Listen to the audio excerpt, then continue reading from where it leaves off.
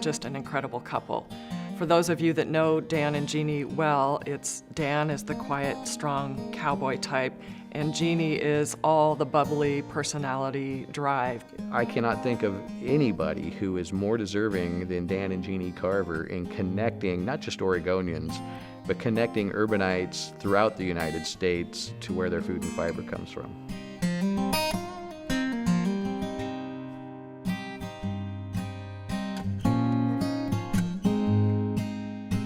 Well, I grew up on a small farm in Tillamook County. I always had the Owanas in my blood, I guess. One of the greatest things that drew me to Dan was his love of the land. Like Will Rogers says, they ain't making any more of it.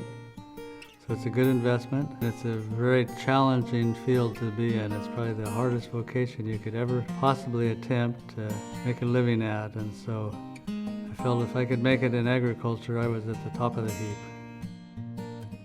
The Imperial Stock Ranch has been raising sheep and cattle and grains and hay continuously since the early 1870s, and we're simply fortunate to be able to carry on that legacy on the same landscape. And that it was very important that someone kept that alive and flourishing, and that's what Dan and Jeanne do so well. When we came to the ranch in the late 80s, Dan had a goal of managing the landscape in a way that would increase the profits to our bottom line, but would also increase the health of the land because he knew the two went hand in hand. It's just a way to go back and do it the way Mother Nature was intended to do it. The government agencies come out and they assess the quality of your vegetation and so on, and every year it gets better.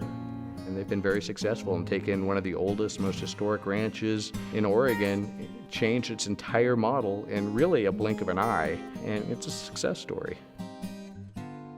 The ranch had sold everything it harvested as a commodity for about 130 years, and Dan had made a phone call about starting to sell the wool harvest, and we found we were unable to sell it that year.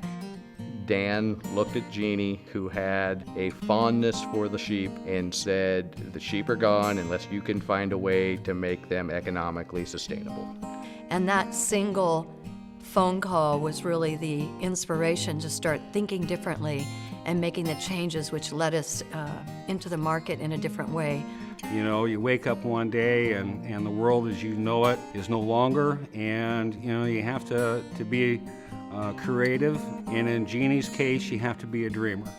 So today we sell fiber as yarns. We sell yarns to other apparel companies, and we even sell apparel, which is our harvest all the way through. We call it ranch to runway, a finished piece.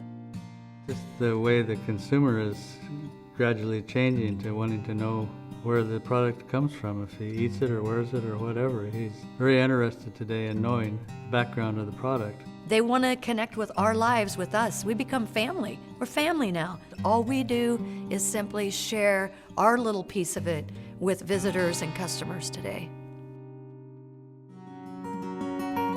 It's just kind of continued on until the summer of 2012.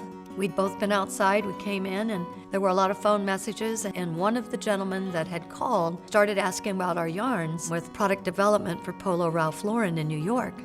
And I got quiet for a half a second and said, "You're kidding me." And he said, "No, I'm sitting right here on Madison Avenue." And I said, "Wow, that's amazing. I'm sitting out here in the Oregon desert. In fact, I'm outside right now. Can you hear my sheep?"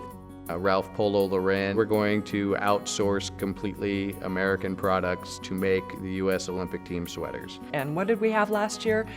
Yarn from the Imperial Stock Ranch that was the foundation for our Olympic sweaters. There were some real challenging times, and to see them persevere through those times and to end up at the Olympics. And we all shared in that experience with them.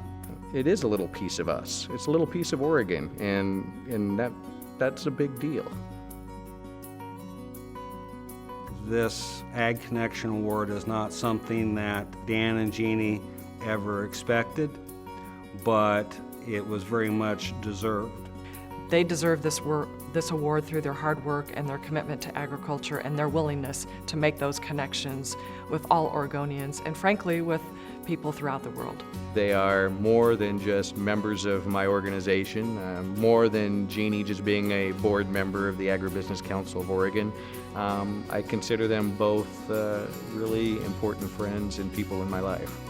It's an honor, and it's not something you think about ever. You're too focused on the work in front of you, and we got plenty of it. That's what we do every day, is the work in front of us. And whatever else comes from that, oh, that's a blessing of God.